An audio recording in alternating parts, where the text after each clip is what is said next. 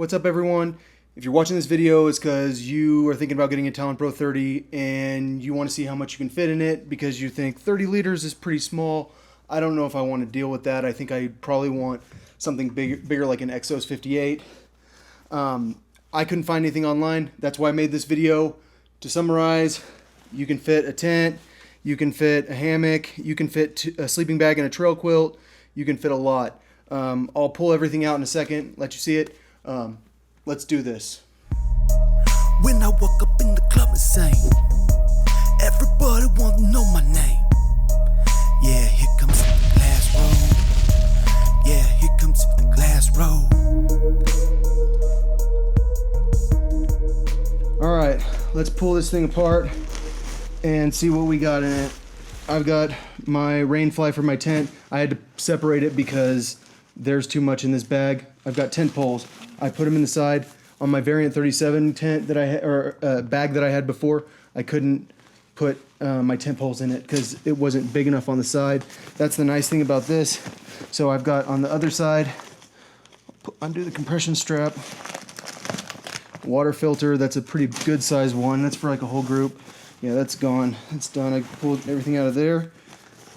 Let's see here. So in here, it's kind of excessive, but I clipped a carabiner onto it and I have some cams, but the thing is that I don't have a harness in here, so it's kind of pointless to do that unless you're carrying, or unless you're wearing the harness. So I've got food, canned chili. This isn't cams, this is, these are nuts. If I want to hang my hammock, I can do it. Got straps for the nuts, more straps for the nuts. I've got a sausage, beef sausage. Gotta be nice to pigs. Yeah, I got a couple carabiners if I want to clip something onto the bag there, which I don't really know if I need to, because I think I probably have everything I need in here. All right, so deodorant, essential, toilet paper. Oh, that's toothbrush. Toilet paper is always in there, like always, no matter where you go. An expired driver's license in case I die, because so that way they find my body. Pain medicine, compass, headlamp, lens wipes for my camera, and a space pen. That's just in the top. I'm not gonna even pack that up. I'll pack it up in a second.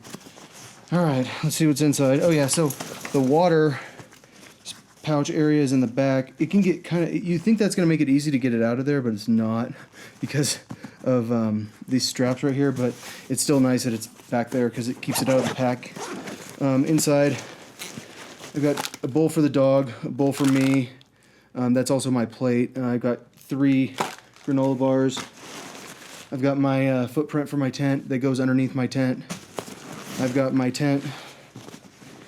I've got a hammock, which if you're in the forest, you tend to want a chair, and a hammock is a chair if you're backpacking. In my car, I also have a chair, like a fold-out chair, a camera with a very big lens. This is for like wildlife photography, which I'd probably actually carry that most of the time, and that's why my pack would actually have less in it. Micro spikes. These are for especially if you're going down the mountain in the ice. You don't have to worry about falling. Like, you can barely feel them on your feet, and they are nice. So shorts, because I'm probably going to be wearing pants because I'm probably going to start early in the morning. So in here, I've got batteries. I've got a first aid kit.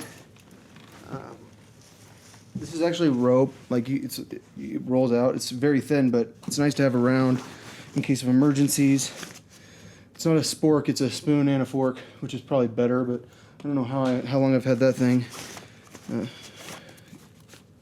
Lens filters for my camera. This is actually pretty thick, like it took up a lot of space. Paper for writing, but also for starting fires if you really need it.